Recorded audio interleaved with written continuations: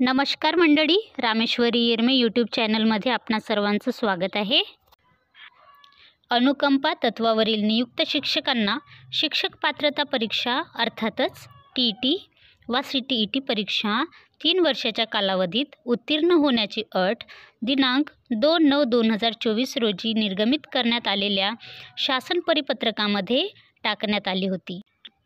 मात्र दिनांक 23/9/2024 रोजी एक नवीन सुधारित परिपत्रक जारी करण्यात आलेलं आहे। तर काय आहे या परिपत्रकामध्ये याची संपूर्ण माहिती आजच्या व्हिडिओमध्ये आज आपण बघणार आहोत। जर आपण माझ्या चॅनलवर नवीन असाल तर चॅनलला सबस्क्राइब करा। त्याचप्रमाणे व्हिडिओ आवडल्यास लाईक, शेअर व कमेंट करायला विसरू नका। तर चला मग सुरुवात करूया आजच्या व्हिडिओला।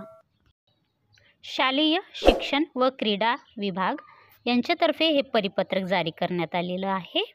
अनुकंपा तत्वावरील नियुक्त शिक्षकांना शिक्षक पात्रता परीक्षा उत्तीर्ण होणे अनिवार्य असलेबाबत या शुद्धीपत्रकामध्ये काय दिलाय बघा। उक्त संदर्भाधीन शासन निर्णय 2/9/2024 मधील परिच्छेद क्रमांक 2 मधील 3 वर्षाच्या कालावधीत याऐवजी 5 वर्षाच्या कालावधीत, परिच्छेद क्रमांक 3 मधील 3 वर्षाच्या आत याऐवजी 5 वर्षाच्या कालावधीत व परिच्छेद क्रमांक 4 मधील 3 वर्षाच्या कालावधी नंतर याऐवजी 5 वर्षाच्या कालावधीनंतर असे वाचण्यात यावे।